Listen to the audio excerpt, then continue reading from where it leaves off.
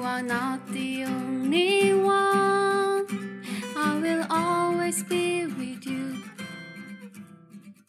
김종현의 내가 목사다. 안녕하십니까. 내가 목사다. 김종현 목사입니다. 이제 요즘에 매일 방송하니까 좋네요. 여러분은 좀 어떠십니까? 날씨 더워서 많이들 힘드시죠? 어제도 말씀드렸지만 아직 시작도 안 했습니다. 조금 더 지나야 시작이 될 것 같고요. 김종현 목사와 함께 읽는 성경 이야기가 어떤지 모르겠습니다. 재미가 좀 있습니까? 제 나름대로는 어쨌든 재미없죠. 성경 글자들이 참 재미없는 글자들이 많아요. 근데 어렵고 그런 것이 아니라 세번역 성경을 기준으로 제가 성경에 대한 성경 이야기를, 이게 또 이제 창세기 같은 경우는 이야기잖아요. 이야기니까 이 이야기를 좀 풀어 나가면서 즐겁게 해보면 좋겠다 싶어서 이 문장에 충실하면서 나머지 이야기들을 조금씩 더 해보려고 하고요. 뭐 신학적인 이야기도 뭐 간간히 있을 수 있겠지만 그냥 제 이야기 섞어가면서 정말 성경 이야기를 한번 들어보면 좋겠다라고 하는 생각으로 제가 지금 성경 이야기를 풀어가고 있고요. 지금 이제 구약에 몇 페이지 안 한 거죠. 몇 페이지 안 했는데요. 하루에 한 3-4장 정도 읽을 수 있는 것 같아요. 3-4장 정도 읽을 수 있는 것 같고, 이제 앞으로 우리 한 5년은 더 할 수 있을 것 같아요. 매일에도 5년을 할 수 있을 것 같습니다. 하다가 또 귀찮으면 그만두고 아니요. 저는 이제 최선을 다해 살게요. 최선을 다해 살 거고요. 여러분들과 호흡하면서 하면 좋을 것 같고, 여러분들이 지금 많이 들어주셔서요. 몇 등이죠? 한 50등 가까이 올라간 것 같아요. 종교 순위에서만. 네. 저는 늘 순위에 예민합니다.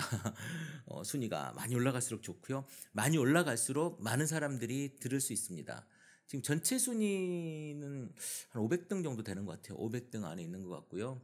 지금 10,000개가 넘는 팟빵의 팟캐스트가 있는데, 우리 방송이 500등 이라고 한다면 존재감이 없죠. 그리고 더더욱 뭐랄까요, 우리가 좀 더 많이 들어야 되는 게 뭐냐면, 재미없더라도 지금 제가 오늘 쭉 봤어요. 종교 순위에서 방송을 좀 보니까 기독교, 그러니까 우리가 기독교 2단이 아닌 기독교 방송이 종교 순위 10등 안에 세 방송이 올라와 있어요. 세 방송이 올라와 있는데요. 이 세 방송 밖에 없는 거죠. 그리고 1등하는 방송, 종교 방송에서 기독교 순위 1등하는 방송도 전체 순위에서는 100등 밖에 있더라고요. 우리가 좀 관심을 가지면 좋겠어요. 그 방송도 좀 많이 들어주고 해서 건강한 교회를 이야기하는 그런 방송들이 조금 넓어졌으면 좋겠다라고 하는 생각이 듭니다. 내가 목사다에는 다양한 이야기들이 지금 있어요. 내가 목사다 메인으로 제가 시류를 푸는 이야기도 있고요. 이제 성경을 읽는 이야기 두 가지로 지금 진행이 되고 있는데요. 또 다른 이야기들을 제가 지금 계획은 하고 있습니다. 계획은 하고 있는데 아직 제가 지금 정신이 없습니다. 이게 막상 이제 다시 시작 확 하려고 하니까 힘들기는 하네요. 네, 좋습니다. 어제 방송하면서 최문기 목사가 한국에 들어온 이야기도 했죠. 네, 방송 중에 최문기 목사가 전화가 가지고 그런 이야기를 했는데요. 자, 어제 이야기가 어디까지 끝났냐면 브엘세바의 야곱이 이삭이 간 이야기, 그리고 그 이삭의 아들 야곱이가 에서가 40살이 되는 해에 햇사람, 그러니까 가나안 사람이죠. 가나안 지역의 여자 둘을 아내로 맞는 일을 하게 되고 나중에 이삭과 리브가의 근심거리가 되는 일까지 이야기했습니다.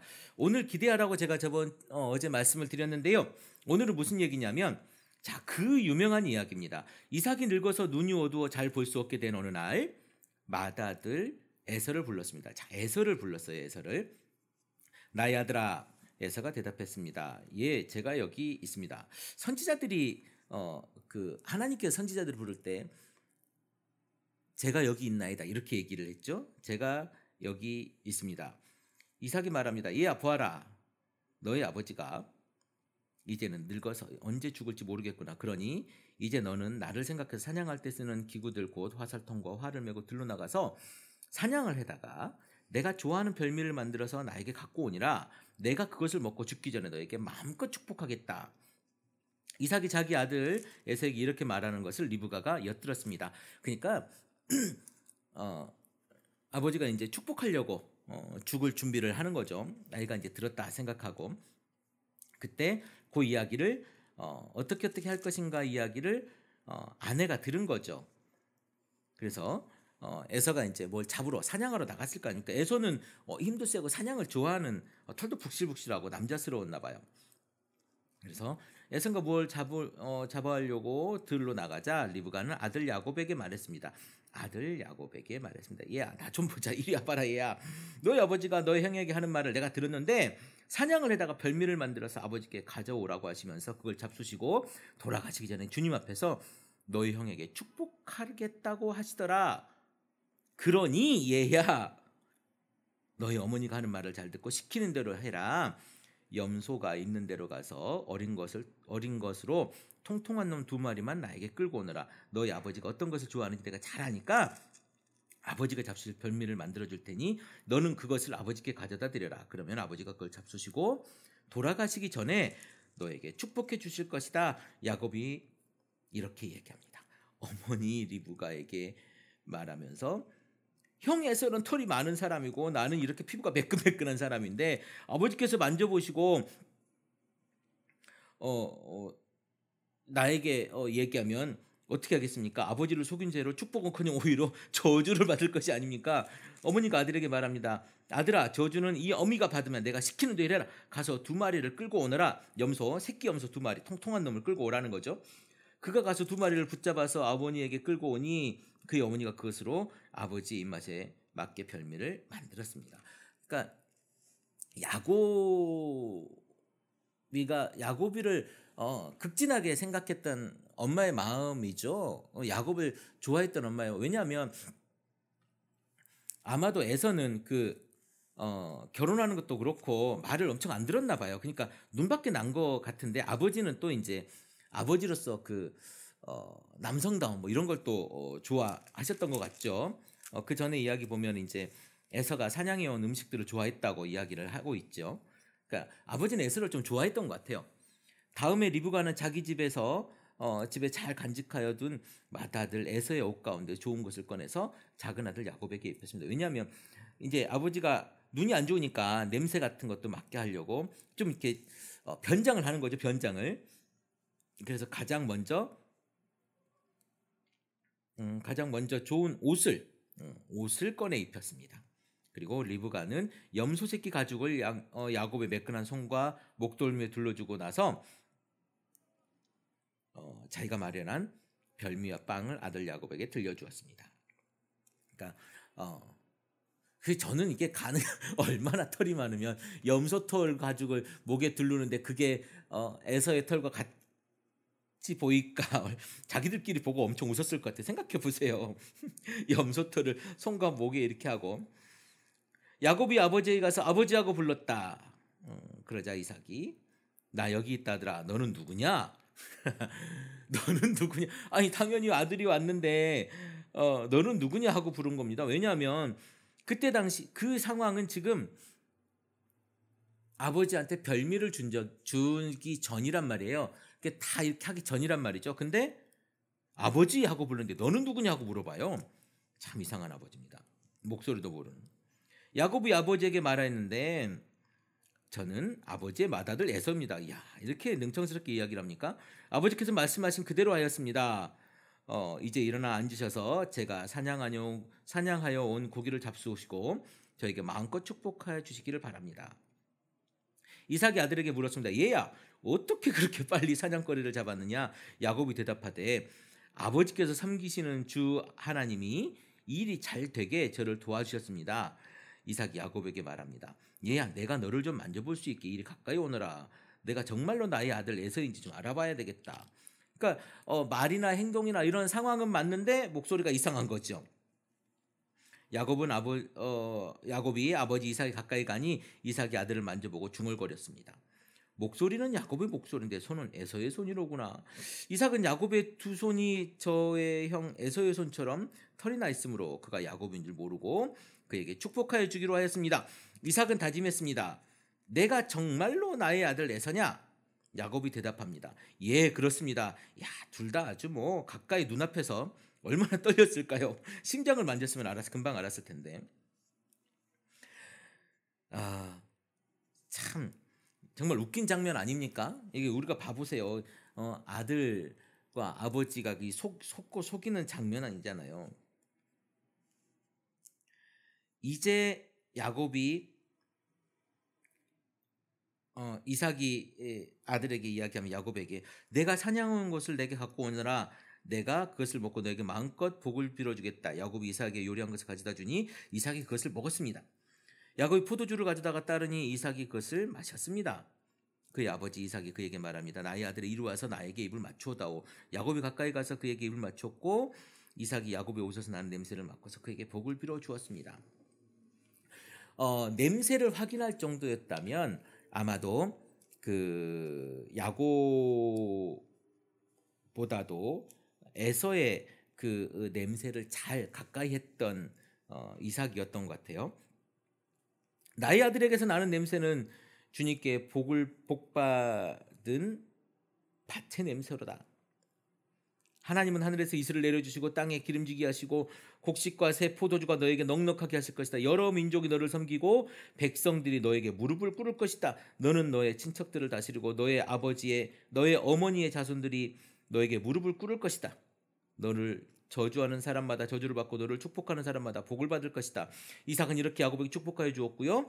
야곱은 아버지 앞에서 막 물러나오는데 사냥하러 나갔던 형 에서가 돌아왔습니다. 이게 그러니까 싹 문 앞에서 지나친 거죠. 에서도 역시 별미를 만들어서 그것을 두고 자기 아버지에게 가서 말했습니다. 아버지, 일어나셔서 이 아들이 사냥하여 온 고기를 잡수시고 저에게 마음껏 축복하여 주시기 바랍니다. 이 멘트가 똑같아요. 그의 아버지 이삭이 그에게 물었습니다. 너는 누구냐? 아까 야곱에게도 똑같은 것처럼 너는 누구냐 물어봅니다. 에서가 대답했는데요. 저는 아버지의 아들, 아버지의 맏아들 에서입니다. 야곱도요. 뭐라고 얘기하냐면 19절에 야곱이 아버지에게 말하였습니다. 너는 누구냐 하고 물었는데 야곱이 저는 아버지의 맏아들 에서입니다. 똑같이. 아니, 아들이 둘인데 둘 다 맏아들 에서래. 이삭이 크게 충격을 받고 부들부들 떨면서 말을 더듬었다. 그렇다면 내가 오기 전에 나에게 사냥한 고기를 가져온 게 누구란 말이냐? 내가 오기 전에 내가 그것을 이미 다 먹고 그에게 축복하였으니 바로 그가 복을 받을 것이다. 아버지의 말을 들은 에서는 소리치며 울면서 아버지에게 애원하였습니다. 저에게 축복하여 주십시오. 아버지, 저에게도 똑같이 복을 빌어 주십시오. 그러나 이삭이 말하였습니다. 너의 동생이 와서 나를 속이고 내가 받을 복을 가로챘구나. 에서가 말합니다. 그 녀석의 이름이 왜 야곱인지 이제야 알 것 같습니다. 야곱이 뭡니까? 발 뒤꿈치를 잡고 나와서 야곱 아닙니까? 속이다라는 뜻도 있습니다.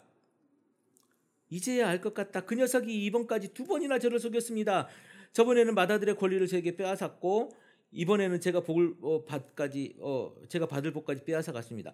사실 이건 좀 말이 안 돼요. 맏아들 권리를 저에게서 빼앗았다라고 하는 말이 아니라 자기가 그냥 팥죽하고 빵을 먹겠다고 야, 지금 내가 죽게 생겼는데 이게 무슨 소용이냐라고 해버린 거 아닙니까? 맹세까지 한 거잖아요. 이거는 이제 그렇게 말을 한 거죠. 저희가 판 거였는데 빼앗았다고 이야기를 하죠. 에서가 아버지에게 물었습니다. 저에게 주실 복을 하나도 남겨두지 않았습니까? 이삭이 에서에게 말하였습니다. 나는 그가 너를 다스리도록 하였고 그의 모든 친척을 그에게 종으로 주었고 곡식과 새 포도주가 그에게서 떨어지지 않도록 하였다. 그러니 나의 아들아 내가 너에게 무엇을 해줄 수 있겠느냐? 에서가 그의 아버지에게 말했습니다. 아버지께서 비실 수 있는 복이 어디 그 하나뿐입니까? 저에게도 복을 빌어 주십시오. 아버지. 이 말을 하면서 에서는 큰 소리로 울었습니다. 좀 에서가 남자답기는 해도 좀 이런 뭐랄까요? 그 약은 모습은 좀 없는 것 같아요.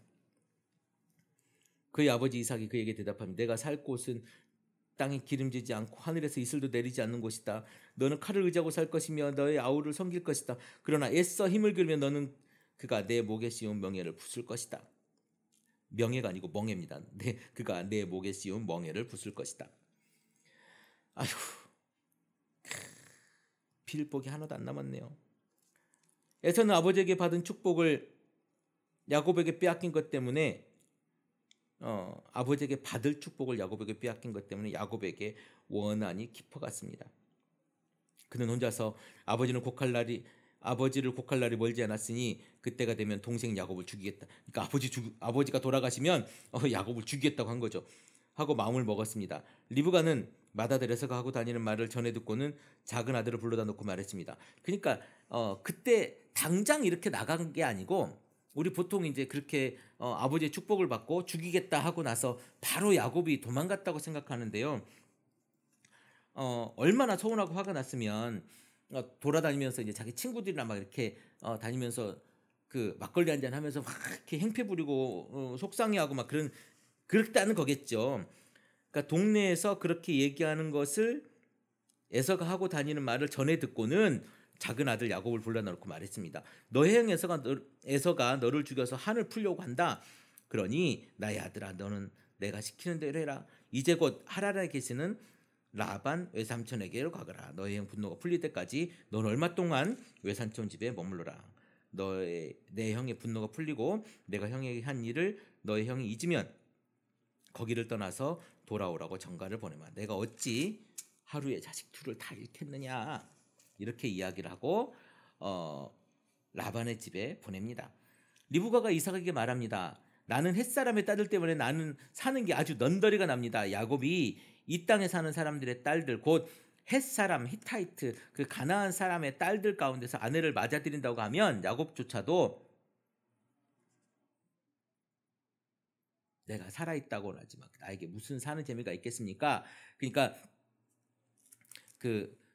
야곱을 그 자기 오라버니네 집에 보내기 위한 어떤 구실을 만드는 거죠. 그래서 햇사람의 딸들 그러니까 가나안의 그 딸들이 하는 행위를 보면서 이삭도 마음에 안 들었던 거예요. 그래서 이삭이 야곱을 불러서 그에게 복을 빌어주고 당부했습니다. 그때 이제 시간이 지났기 때문에 야곱이 괘씸한 게 아니라 자기 아들로서 이제 이렇게 복을 빌어주는 상황이 된 거죠. 너는 가나안 사람 딸들 가운데서 아내를 맞이하지 말고 이제 곧 밧다람에 계시는 부두엘 외할아버지 집으로 가서 거기서 너의 외삼촌 라반의 딸들 가운데서 내 아내가 될 사람을 찾아서 간호해라. 그리고 전능하신 하나님이 너희가 복을 주셔서 너로 생육하고 번성하게 하시고 마침내 내가 여러 민족을 낳게 하실 것이다. 또 축복해 주죠. 하나님이 아브라함에게 허락하신 복을 너와 내 자손에게 주셔서 내가 지금 나그네살을 하고 있는 이 땅, 하나님이 아브라함에게 주신 이 땅을 내가 유산으로 받을 수 있도록 해주기를 바란다. 이렇게 복을 빌어준 뒤에 이삭은 야곱을 보냅니다. 야곱이 밧단 아람으로 가서 라반에게 이르르죠. 라반은 아람 사람 부두엘의 아들이고 야곱과 에서의 어머니 리브가의 오라버니입니다. 그러니까 이 라반이 엘리에셀 그러니까 아브라함의 종이 갔을 때 막 뛰어왔던 그 라반 있지 않습니까? 그 라반이에요. 야곱과 에서의 어머니 리브가의 오라버니. 그러니까 자기 엄마의 오빠, 그러니까 외삼촌인 거죠, 외삼촌. 에서가 다른 아내를 맞이하다. 에서는 이삭이 야곱에게 복을 부려주고 그를 밧단 아람을 보내어 거기에서 아내감을 찾게 했다는 것을 알았는데요. 에서는 이삭이 야곱에게 복을 빌어주면서 가나안 사람들 딸들 가운데서 아내를 찾아서는 안 된다고 당부하는 것과 야곱이 아버지와 어머니의 말에 순종해서 밧단 아람을 떠났다는 것을 알았을 때 에서는 자기 아버지 이삭이 가나안 사람의 딸들을 싫어한다는 걸 알았으니까 그러니까 자기 부인들을 싫어하는 걸 알고 이미 결혼해서 아내가 있는데도 그 아내 두 명이 있잖아요. 아내 두 명이 아까 27장의 이름이 뭐였어요? 이름이 40살이 되는 때에 햇사람 부에리의 딸 유딧과 햇사람 엘론의 딸 바스맛을 아내로 맞은 이 두 며느리가 아니지 두 부인이 있는데도 또 결혼하는 거 왜 봐봐요. 그렇게 싫어해서 나를 그렇게 싫어하는 걸 알고 이제 반항하는 거지. 그렇게 야고보를 죽이고 싶었는데 그 야고보를 축복해서 또 보냈다는 걸 알고 그 가나안 여인들을 부모님이 또 싫어하는 걸 알고 뭘 어떻게 하냐면 자기 아버지 이삭이 가나안 사람의 딸들을 싫어한다는 걸 알고 이미 결혼한 아내들이 있는데도 이스마엘이 저기잖아. 자기 아버지의 형제 아니야. 자기 형제 그러니까 이복 형제죠. 이복 형제죠. 하갈의 그 아들이니까 이스마엘에게 가가지고 그의 딸 마할랏을 또 다시 아내로 맞이했습니다. 마할랏은 느바요의 누이며 아브라함의 손녀입니다. 그러니까 누구냐면 이게 말하자면 지금 뭐 이렇게 얘기를 해서 그렇지만 아브라함이 이스마엘과 이삭을 낳잖아요. 아브라함이 이스마엘과 이삭을 낳는데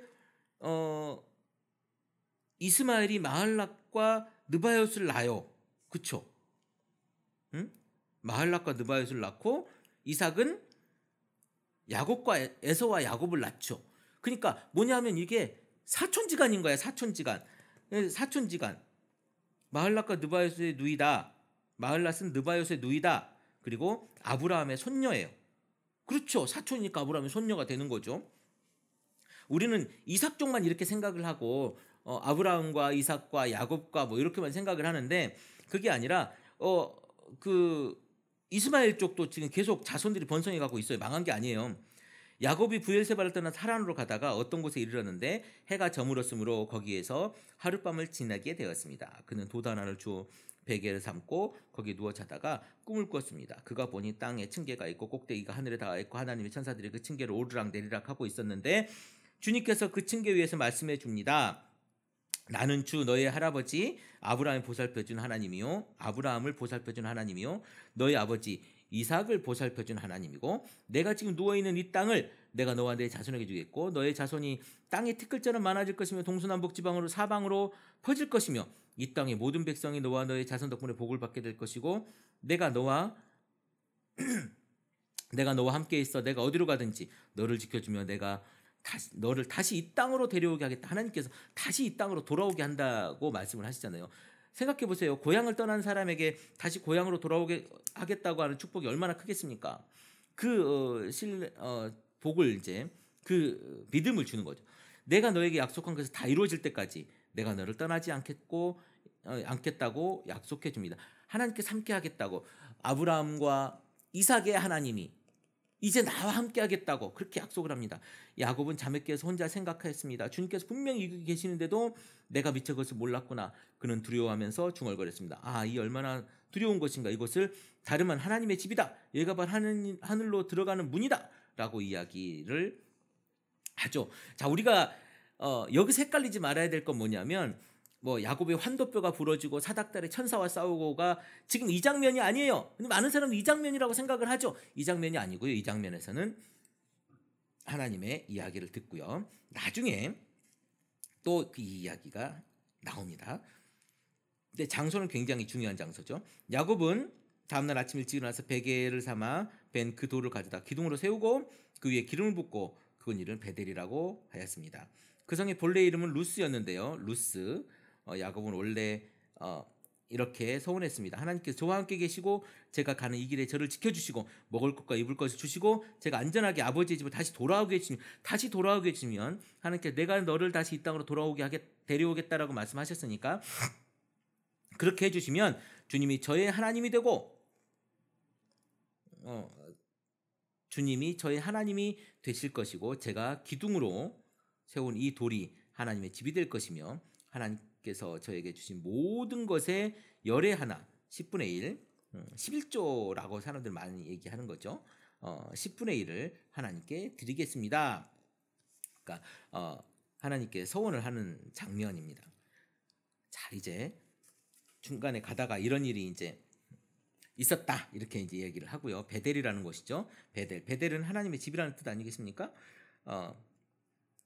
이제 29장 야곱이 줄곧 길을 걸어서 드디어 동방 사람들이 사는 땅에 이르렀습니다. 동방 사람들 거기 들에 우물이 있는데 그 곁에 양떼 세 무리가 엎드려져 있는 것이 보였습니다. 그곳은 목자들이 양떼에게 물을 먹이는 우물인데 그 우물 아귀는 큰 돌로 덮여 있어서 양떼가 다 모이면 목자들이 우물 아귀에서 그 돌을 굴러내어 양떼에게 물을 먹이고 다 먹인 다음에 다시 돌을 굴러서 우물 아귀를 덮고는 하였습니다.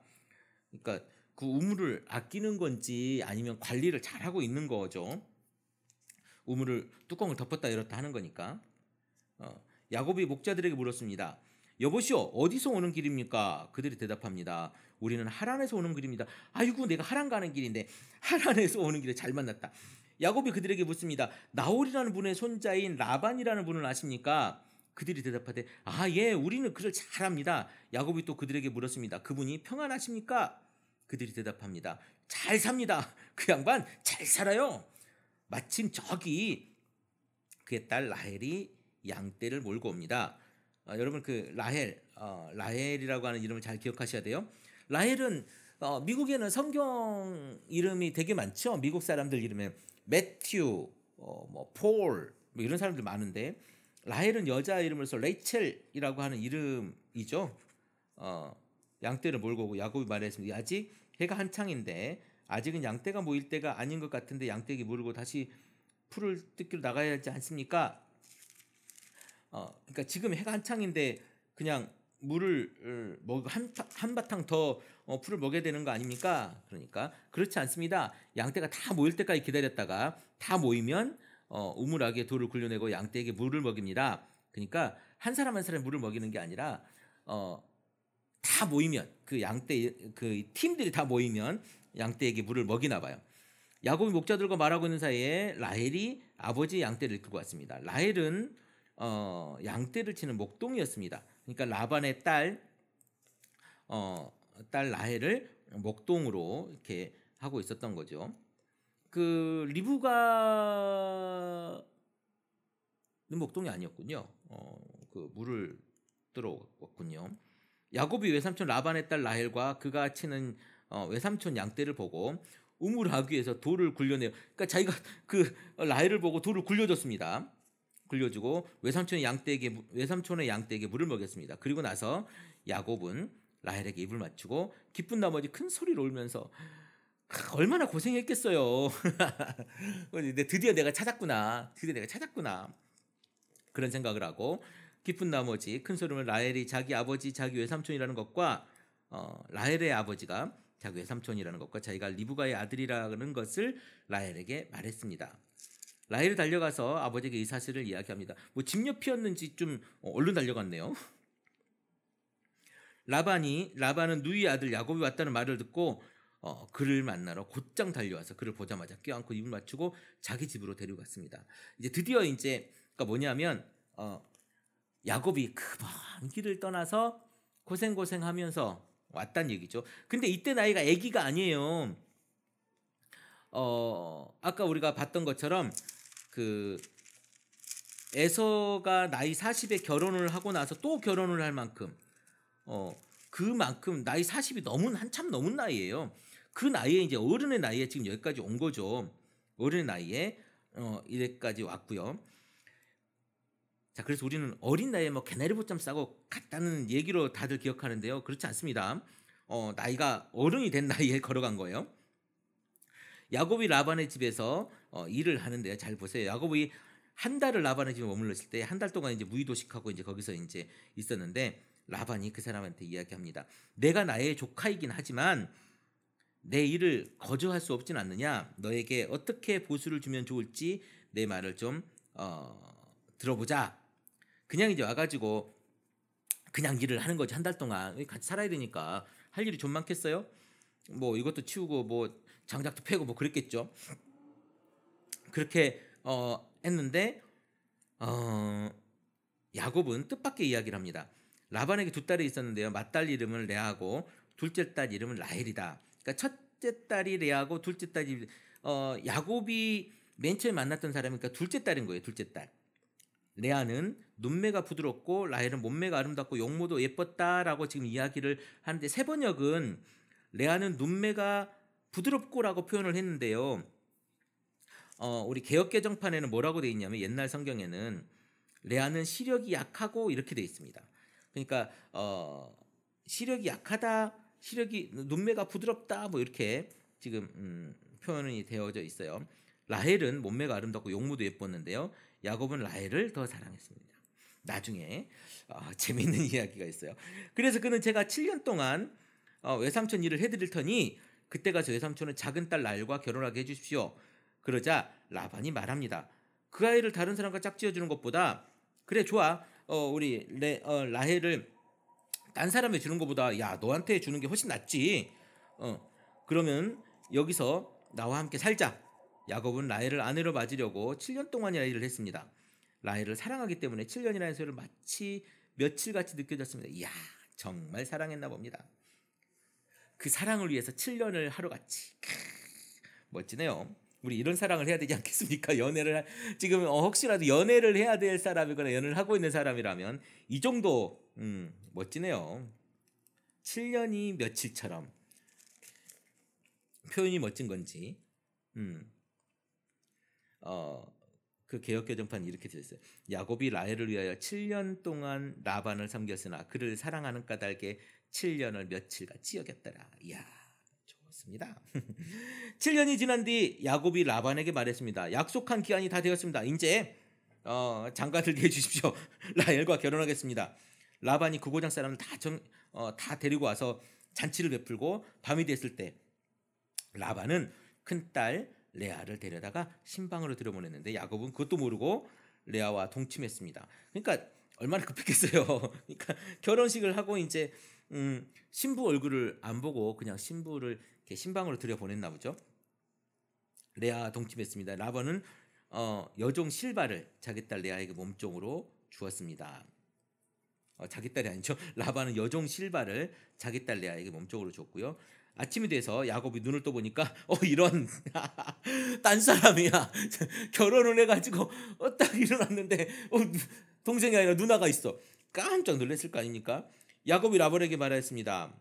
외삼촌께서 저에게 이러실 수가 있습니까? 제가 그동안 라헬에게 장가들려고 외삼촌 일을 한 거지 큰딸이 아니지 않습니까? 외삼촌께서 왜 저를 속이셨습니까? 라반이 말했습니다. 큰딸을 두고 작은 딸부터 시집 보내는 것은 이고장의 법이 아닐세. 그러니 이래 동안 초래 기간을 채우게. 그런 다음에 작은 아이도 자네에게 주겠네. 그러니까 일주일 동안을 이제 신방을 차리고 그런 다음에 이제 내가 둘째 딸도 주겠다. 요즘에도 우리나라도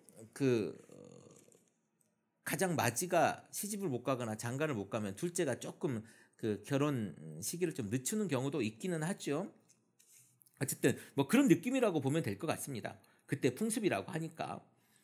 그 대신에 자네는 이제 자기가 사랑하는 진짜 라헬을 얻는 대신에 또 7년 동안 그러니까 몇 년이에요? 14년 동안 결혼하려고 14년 동안 일을 해야 되는 거예요. 그러니까 뭐라고 하죠? 그러니까 다 빼고 40살에 그런 일이 있고 나서 여기서 결혼을 하고 라반에게서 떠나는 날까지 따지면 다 이것저것 뺀다 하더라도 57살이에요. 그쵸? 57살 라반에게서 나오는 시기가 근데 57살 더 됐겠죠. 왜냐면 그 시간에 기간이 있으니까 야곱의 나이를 조금 생각해 보라는 거죠. 또 7년 동안 내가 맡기는 일을 해야 하네. 야곱은 그렇게 했습니다.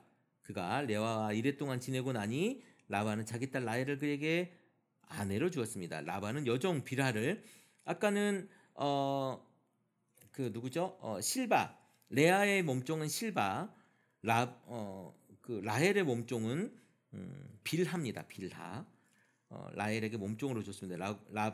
야곱이 라헬과 동침을 했습니다. 야곱이 레아보다 라헬을 더 사랑했다. 그는 또다시 7년 동안 라반의 일을 하게 되었습니다. 자, 이제 결혼을 했으니 뭐 하게 되겠어요? 결혼했으니 애를 낳을 거 아닙니까? 주님께서 레아가 남편의 사랑을 받지 못하는 것을 보고 하나님께서 이제 레아를 얼마나 야곱이 레아를 사랑하지 않는 것을 보고 주님께서 불쌍히 여기셨대요. 레아의 태를 열어 주셨습니다. 이제 태를 열어 주었다는 건 임신을 하겠다는 거죠. 라헬은 임신하지 못하였으나 레아는 마침내 임신을 하여 아들을 낳았습니다. 그는 속으로 주님께서 나의 고통을 살피시고 나에게 아들을 주셨구나. 이제는 남편도 나를 사랑하겠지. 이게 남편에게 사랑받지 못하는 그 마음이 여자로서 또 얼마나 안타까울까 하는 생각이 듭니다. 그러니까 지금의 모습이 아니라 그때 당시에 오매불망 남편만 바라보고 사는 그런 분위기를 생각해야 되는 거죠. 그래서 레아는 마침내 임신을 해서 아들을 낳았는데 그는 속으로 주님께서 나의 고통을 살피시고 나에게 아들을 주셨구나. 이제는 남편도 나를 사랑하겠지 하면서 아들 이름을 루벤이라고 했습니다. 루벤, 비참한 나를 보셨구나 하나님께서. 그가 또 임신을 했어요. 그래서 아들을 낳았는데 그는 속으로 주님께서 내가 남편의 사랑을 받지 못하여 하소연하는 소리를 들으시고 이렇게 또 아들을 주셨구나. 그러니까 아들을 낳고도 또 안 쳐다본 거야. 또 사랑하지 않은 걸 보면서 아이고, 하나님께 얼마나 기도를 했으면 내가 사랑받지 못하여 하소연하는 소리를 들으시고 이렇게 또 아들을 주셨구나. 그래서 아들 이름을 시므온, 루벤 시므온 이렇게 이름을 지었습니다. 그가 또 임신을 했어요. 그러니까 사랑하지 않는데도 계속 임신을 하네요. 그러니까 또 임신을 해서 아들을 낳았는데 그는 속으로 내가 아들을 셋이나 낳았으니 이제 남편도 별 수 없이 나에게 단단히 매이겠지 하면서 아들 이름을 레위라고 했습니다. 레위 여러분은 레위 잘 아시죠? 레위 제사장 직분을 감당하는 그 족속이 레위 아닙니까? 그가 또 임신을 해서 애를 낳았어. 아이고, 그는 속으로 이제야말로 내가 주님을 찬양하겠다. 아들 넷을 주르러 난 거죠. 라헬이 애를 낳기 전에 이렇게 넷을 낳습니다. 그러면서 다들 그 고통으로 셋을 낳으면 남편이 이제 나를 사랑하겠지. 둘째를 낳으면 나를 사랑하겠지. 셋째를 낳으면 나를 사랑하겠지.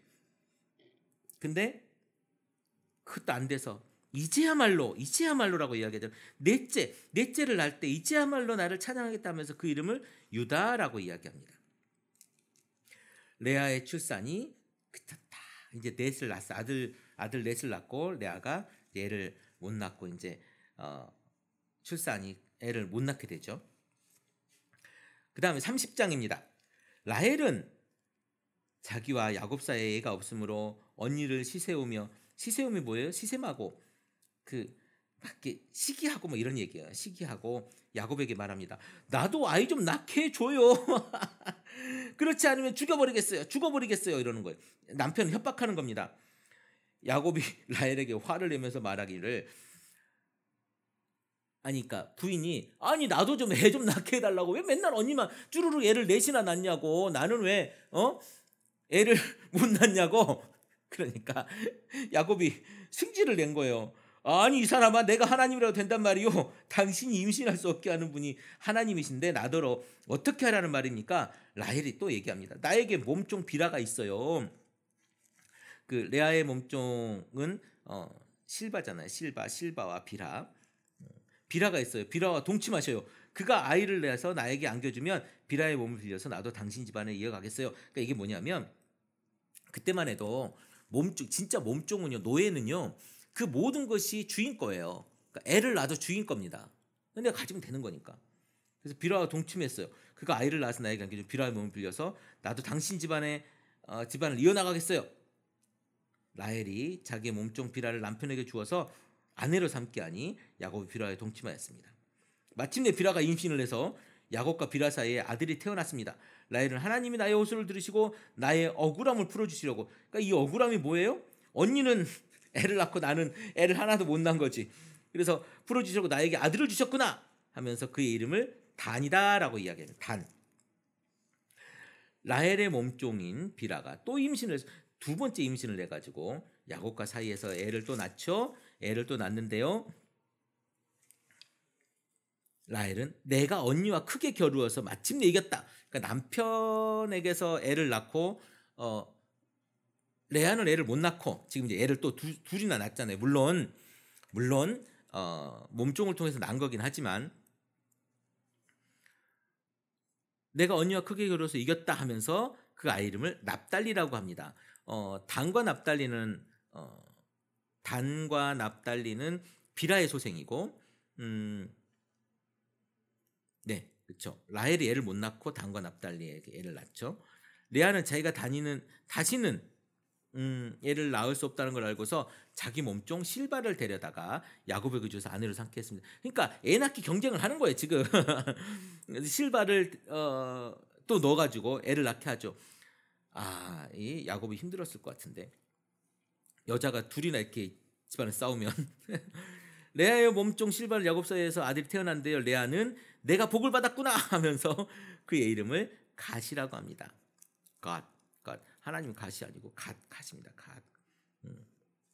레아의 몸종 실바와 야곱 사이에서 두 번째로 애가 또 태어나요. 그러니까 몸종에서 아들 둘씩 낳는 거죠. 둘이 태어나는데요. 레아는 행복하구나. 여인들이 나를 행복하다고 말하겠다. 그러니까 위로 아들 넷이 있고 지금 몸종을 통해서 둘을 더 낳는 거 여섯을 낳은 거죠. 여섯을 낳으면서 야 이제 여자들이 나를 행복하리라 말하면서 그의 이름을 아셀이라고 했습니다. 아셀이라고 이야기를 하고요. 이름은 이제 아셀이라고 지었습니다. 그러니까 레아의 몸종 실바를 통해서 갓과 아셀이 태어났고 레아의 몸종 비라를 통해서 단과 납달리가 태어났습니다. 이제 그 보리를 거둘 때, 그러니까 추수할 때죠. 추수할 때 르우벤이 들에 나갔다가 자귀나무를 발견해서 어머니 레아에게 가져다 주니 라헬이 레아에게 말했습니다. 이 자귀나무라고 여기는 지금 돼 있는데요. 개역 개정판에 보면 합한채다 이렇게 얘기합니다. 합환채. 그러니까 이 채소의 종류. 그러니까 좀 이게 뭐라고 얘기해? 최음제로 쓰여진다 그래요. 이거를. 그러니까 남편을 불러다가 이제 좀 이렇게 기분 좋게 뭐 이렇게 해가지고 뭐 이런 건가 보죠. 그렇게 쓰여지는 거라고 해요.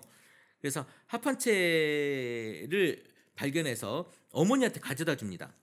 왜 가져다 줬는지는 모르겠는데 어머니 레아에게 가져다 주니 라헬이 레아에게 얘기합니다. 동생이 언니한테 얘기하면서 언니 아들이 가져온 그 합한채 자귀나무를 조금만 나눠줘요. 레아가 이야기합니다. 야, 내 남편을 네가 다 차지하고 네가 사랑 다 받는데 그것도 부족하냐? 그래서 내 아들이 가져온 이 합한채까지 가져가려고 그러냐? 라헬이 이야기합니다. 좋아, 그럼 언니 아들이 가져온 자귀나무 나한테 그 합한채 나한테 주고 그 대신에 오늘 밤에 우리 남편 언니가 해. 이렇게 거래를 합니다. 그날 저녁에 야곱이 들에서 돌아올 때 레아가 그를 맞으러 나가서 말합니다. 이제 레아가 가가지고 당신은 오늘 밤 나랑 같이 자야 해요. 내 아들이 가져온 합한채를 라헬에게 주고 그 대신에 당신이 나의 방으로 오게 하기로 우리가 거래를 했어요. 그러니까 당신 오늘 나랑 자야 돼요. 그날 밤 야곱이 레아와 함께 잠을 잡니다. 하나님 레아의 호소를 들어주셔서 레아가 임신을 했고요. 야곱과 사이에서 5번째 아들을 낳습니다. 레아는 내가 나의 몸종을 내 남편에게 준 값을 하나님이 갚아주셨구나. 그러니까 또 애를 낳은 것에 대해서 하나님께서 이제 축복해 주셨구나라고 하면서 그 아이 이름을 이사갈이라고 합니다. 5번째 아들 이름이 이사갈이죠. 레아가 다시 임신을 해서 야곱과 사이 6번째 아들을 낳죠. 6번째. 그러니까 4번째 아들을 레아가 낳고 그리고 라헬이 애를 못 낳으니까 빌하 몸종을 들여보내서 둘을 낳고 단과 납달리를 낳고 그 다음에 또 경쟁하는 모습에서 레아가 애를 못 낳으니까 자기 몸종 실바를 들여가지고 갓과 아셀을 낳고 그리고 또 이제 합한채 뭐 이렇게 경쟁을 하다가 그 다음에 또 둘을 낳습니다. 둘을 낳는데 이사갈과 6번째 아들을 낳는데 그 6번째 아들 이름은 나한테 이제 6이나 낳았으니까 이제 나한테 진짜 잘해주겠지. 그래서 그 아들 이름을 스불론이라고 이름을 짓습니다. 얼마 뒤에 레아가 딸을 낳아요. 이 딸이 또 비극이야. 딸이 존재 자체가 비극이 아니라 이 딸이 나중에 딸을 낳고 그 이름을 디나라고 합니다. 디나라고 하는데요. 나중에 나와서 세겜이라고 하는 그 땅에서 세겜 땅에서 또 일을 칩니다. 하나님이 라헬도 기억하셨습니다. 레아에게만 애를 준 게 아니라 하나님이 라헬의 호소를 들으시고 그의 태를 열어주셨습니다. 이제 라헬한테 첫째 애가 나는 거예요. 첫째 애가. 그가 임신을 하여 아들을 낳으니 하나님이 나의 부끄러움을 벗겨주셨구나. 그러니까 애를 못 낳는 이것을 이제 벗겨주셨구나라고 생각하고 라헬은 그 아이를 지을 때 주님께서 나에게 또 다른 아들 하나를 더 주시면 좋겠다 하는 뜻에서 그의 이름을 요셉, 우리가 알고 있는 그 요셉이에요. 아주 유명한 요셉을 이렇게 낳습니다. 나한테 아들 하나 더 줬으면 좋겠다라고 하는 이름으로 요셉이라고 짓습니다. 요즘에 이 총리까지 된 그 요셉 이야기를 또 많이 하시는데요. 어쨌든 라헬이 요셉을 낳은 뒤에 야곱이 라반에게 말했습니다. 이제 제가 고향 땅으로 돌아갈 수 있도록 저를 보내주세요. 장인어른의 일을 해드리고 얻은 저의 처들과 자식들도 제가 데리고 가게 허락해 주십시오. 제가 장인어른의 일을 얼마나 많이 해드렸는가 하는 것은 장인어른께서 잘 아실 겁니다. 라반이 이야기합니다. 자네가 나를 좋아하면 여기 머물러 있기를 바라는데 주께서 자네를 보시고 나에게 복을 주신 것을 내가 점을 쳐보고 알았네. 그러니까 이 야곱이가 거기서 일을 하면서 엄청 부자가 된 거죠. 근데 하나님께서 복 주셨다라고 이제 믿는 겁니다. 라반이. 자네의 품삯은 자네가 정하는 대로 주겠네. 야곱이 그에게 말합니다. 제가 장인어른 일을 어떻게 해드리고 장인어른 가축들을 얼마나 잘 보살폈는지는 장인어른께 잘 아십니다. 제가 여기 오기 전에 장인어른의 소유가 얼마 되지 않았으나 이제 때가 크게 불어났습니다. 물론 14년도 지났죠. 주님께서 제가 하는 수고를 보시고서 장인어른에게 복을 주셨는데요. 이제는 제가 저의 살림을 챙겨야 할 때가 되었다고 봅니다. 내 것도 좀 챙겨야겠습니다 라고 얘기하는 거죠. 갈라니까 라반이 물었습니다. 그러면 자네에게 무엇을 주면 좋겠는가? 라반은 자꾸 물어보네요. 나한테 일을 하면서 네가 무엇을 얻길 바라느냐? 그러면서 이제 결혼하게 해주세요 그랬는데 이제는 무엇을 주면 좋겠는가라고 물어보자 야곱이 이렇게 얘기합니다. 무엇을 달라는 것이 아닙니다. 다만 저에게 한 가지 일만 허락하여 주시면 제가 장인어른 가축대를 계속 먹이고 돌보겠습니다. 이렇게 이야기해요. 오늘 제가 장인어른 가축대 사이로 두루 돌아다니면서 모든 양떼에서 얼룩진 것들과 점이 있는 모든 검은 양을 가려내고 염소떼에서도 점이 있는 것들과 얼룩진 것을 가려낼 터이니 그것들을 저에게 싹스로 주세요라고 이야기합니다. 그러니까 검은 새끼하고 얼룩덜룩한 거, 점이 있는 것들을 내가 솎아낼 거니까 그거 나 주세요 그러는 거지. 제가 정직하다는 것을 훗날 장인어른께서 저에게 삭수로 주신 가축들을 확인해 보실 때 증명될 겁니다. 이렇게 얘기를 해요.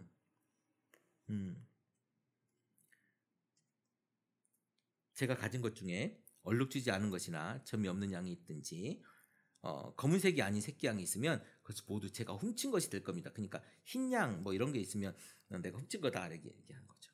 그러니까 얼룩진 거, 검은 거 이런 것만 내가 갖고 가겠다. 흰 거는 당신 다 가져라 그러는 거죠. 그러세 자네가 말한 대로 하겠네. 그러나 이 라반도 아주 맨 처음에 리브가 엘리에셀이 왔을 때 막 돈 보고 야 너 이거 어디서 났어? 이 금 어디서 났어? 이렇게 하면서 뛰어나온 거에 계속 연장선상에서 돈을 엄청 좋아하는 사람이에요. 좀 약기도 약았지만 그래서 자네가 말한 대로 하겠네. 그러나 라반은 이렇게 말해놓고서도 바로 그날로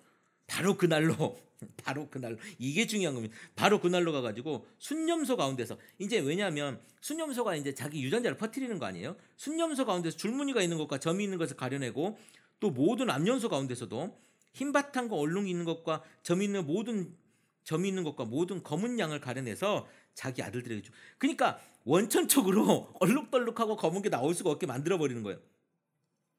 그런 다음에 라반은 야곱이 있는 데에서 사흘길을 더 나가가지고 야곱이 있는 데서 더 멀리 가서 자기와 야곱 사이의 거리를 그만큼 뜨게 했어요.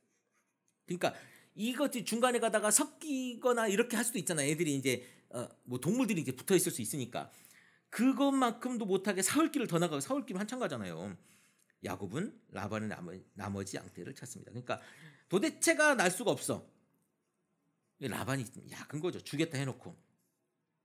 야곱은 모르나무와 감복숭아 나무, 플라타너스 나무에서 푸른 가지들을 꺾어서 껍질을 벗긴 다음에 벗긴 가지에 흰 무늬를 냈습니다. 벗긴 가지다. 나는 이게 아직도 모르겠어요. 버드나무와 살구나무와 신풍나무 푸른 가지를 가져다가 그것들을 껍질을 벗겨서 흰 무늬를 내고 그 껍질 벗긴 가지를 양떼가 와서 먹는 개천에 구유에 세워가지고 양떼를 향하게 하며 그때가 물을 먹으러 올 때 새끼를 베니. 그러니까 이게 무슨 그때 당시 뭐 그런 이제 주술 같은 건가 봐요. 주술 같은 거. 어쨌든 그 주술이 먹힌 거죠. 그 앞에서 교민을 하고서 줄무늬가 있거나 얼룩이 가지거나 점이 있는 양을 낳았습니다. 이 주술이 먹힌 거지. 야곱은 이런 새끼 양들을 따로 떼놨습니다. 라반이 가축대 가운데서 줄무늬가 있거나 검은 양들을 다 가려내 가지고요. 따로 이건 내 거 이렇게 했습니다. 야곱은 이렇게 자기 가축대를 따로 가려내서 라반의 가축대와 섞이지 않게 했죠. 왜냐하면 이거 내 거니까 섞이면 안 되니까. 그래서 야곱은 또 역시 꾀를 내죠. 튼튼한 암컷들이 교미할 때는 물먹이는 구유에 껍질 벗긴 가지들을 놓아가지고 그 가지 앞에서 교미하도록 하곤 했습니다. 그러니까 그 튼튼한 놈들이 왔을 때만 이렇게 뭐라고 하죠? 이걸 하죠. 주술을 부린 거죠. 그리고 그 가지 앞에서 교미하도록 했고, 그러나 약한 것들을 교미할 때는 그 가지들을 거기에 놓지 않아서 약한 것들은 라반에게 되고, 그러니까 외삼촌께 되고, 이 주술을 부리고 튼튼한 것들은 내게 되는 거지. 그래서 약한 것들은 라반에 가게 하고 튼튼한 것은 야곱에게로 오게 했습니다. 이렇게 해서 야곱은 어떻게 했다고요? 아주 큰 부자가 됐대요. 야곱은 가축 때뿐만이 아니라 남종과 여종, 낙타와 나귀도 많이 가지게 되었다는 이야기입니다. 여기까지가 창세기 30장까지의 이야기입니다. 무슨 이야기예요? 야곱이가 이제 라반에게로 가서 라반과 함께 있다가 결혼하고 애 낳고 그리고 부자가 된 이야기까지이죠. 다음 이야기는 창세기 31장. 이제 야곱이 이제 라반을 떠나고 또 에서를 만나고 이런 이야기들을 하게 되고요.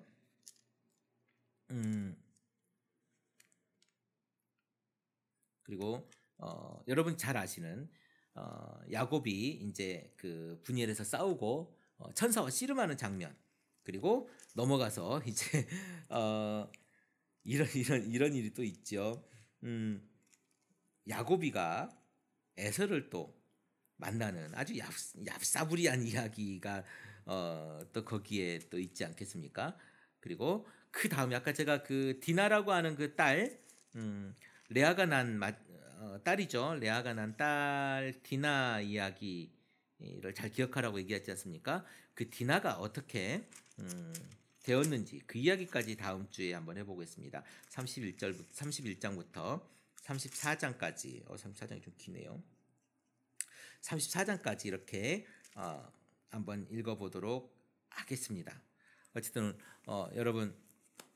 여러분이 저에게 많은 사랑을 주시는 것 너무 감사하고요. 그리고 또 우리가 또 제가 말씀드렸지 않습니까? 그 순위 욕심이 있어서 여러분 좋아요, 하트 많이 눌러주시고요. 들으면 하트 눌러주세요. 지금 꽤 많은 분들이 수백 명이 듣고 계신데 하트가 7개, 8개밖에 안 돼요. 왜 그렇게밖에 안 되지? 그리고 댓글도 이렇게 안 되나요, 여러분? 좀 이거를 좀 들어주시면서 저에게 격려도 좀 해주시고 반갑다고 이야기도 좀 해주시고 댓글도 좀 한 2개, 3개 남겨주시고 그러면 좋겠다는 생각이 들고요. 여러분들이 저에게 보내주신 후원, 저는 열심히 여기서 이렇게 방송을 할 테니까요. 여러분들은 저에게 후원해 주십시오. 후원해 주시면 제가 그걸로 크리스찬 살롱과 이 크리스찬 TV를 잘 운영하도록 하겠습니다. 어쨌든 그것은 필요합니다. 여러분 굉장히 필요한 일이고요. 여러분들이 재정으로 저를 도우면, 후원으로 저를 도우면 저는 제가 가지고 있는 재능과 또 달란트로 또 건강한 교회를 이루기 위해서 열심히 노력하겠습니다. 우리 건강한 교회를 염원하는 우리 더채플 커뮤니티와 또 우리 크리스찬 살롱을 위해서 여러분 기도해 주시고요. 오늘도 더운 날, 행복한 날이 되었으면 좋겠습니다. 여러분 다시 한번 말씀드리지만 좋아요와 댓글 꼭 남겨주시면 고맙겠습니다. 크리스찬 TV 내가 목사다 김종현 목사였습니다. 크리스찬 TV